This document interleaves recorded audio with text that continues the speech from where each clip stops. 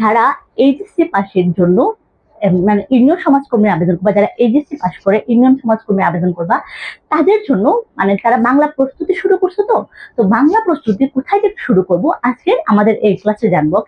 তো যেহেতু 312টা পদ এবং পদের জন্য ইউনিয়ন সমাজকর্মী পদের পরীক্ষাতে মানে প্রিপারেশন নিতে তাদের জন্য বাংলার মানে এই অধ্যায়ের প্রশ্নগুলো কি হবে যে বিভিন্ন পরীক্ষা মানে এই সার্কুলারে বিভিন্ন 16 থেকে 20তম গ্রেডের পরীক্ষা থেকে এই প্রশ্নগুলো আসতে পারে। এই সার্কুলারে মানে এই টপিকের প্রশ্নগুলো আসতে পারে। ওকে, তো আজকে আমরা দেখবো ইউনিয়ন সমাজকর্মী যে যারা পরীক্ষা দিবা তাদের জন্য এই প্রশ্নটা, বিশেষ করে ইউনিয়ন সমাজকর্মী এবং অফিস সহায়ক পরীক্ষা যারা দিবা, যারা 16তম গ্রেডের অফিস সহায়ক এবং কি ইউনিয়ন সমাজকর্মী পরীক্ষা এবং কম্পিউটার অপারেটর পদের পরীক্ষা দিবা তাদের জন্য এই সার্কুলারটি এবং এই পদটি এবং এই পদের মানে যে ইউনিয়ন সমাজকর্মী এই পদের যে বাংলা আমাদের বাংলার কি এই সাজেশনটি।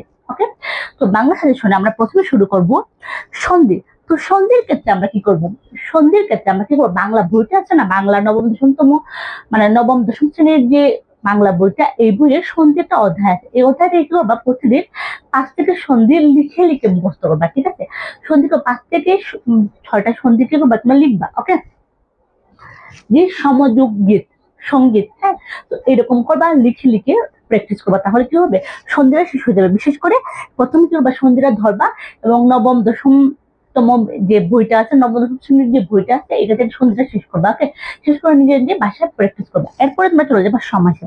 তো সমাস সেম, পুরাতন বই এবং যারা নতুন বই তাদের দুইটা বই কম্বাইন করে, হ্যাঁ, কম্বাইন করে যে সন্ধিগুলা সমাস, এবং এটা কি করে যে নবম দশম শ্রেণীর যে বইটা আছে না এই বই থেকে এগুলা চলে আসে।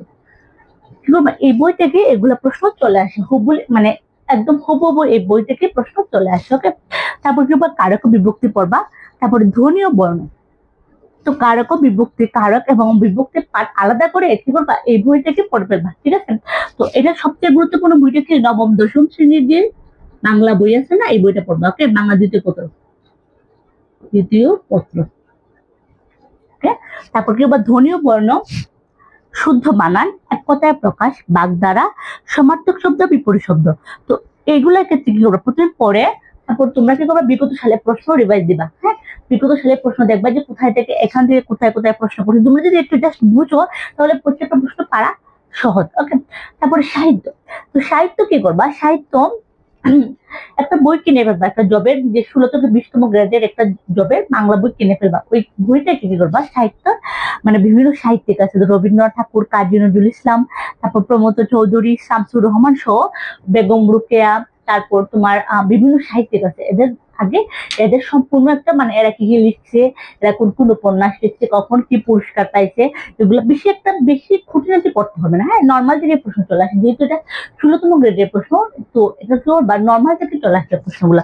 তারপর কি করবা, যে মুক্তিযুদ্ধ ভিত্তিক উপন্যাস পড়বা, তারপর নাটকের নাম ও রচয়িতা পড়বা, তারপর কি ভাষা আন্দোলনের যে ভাষা আন্দোলনের সময় যে নাটকগুলা লিখছে, যে মুনীর চৌধুরী অনেক নাটক লিখছে, তো এগুলো নাটকগুলা পড়বা। এবং বিগত সালে কি করবা, 16 থেকে 20তম গ্রেডের যে প্রশ্ন আছে না ওগুলা পড়বা এবং বিশেষ প্রশ্নগুলো সমাধান করবা।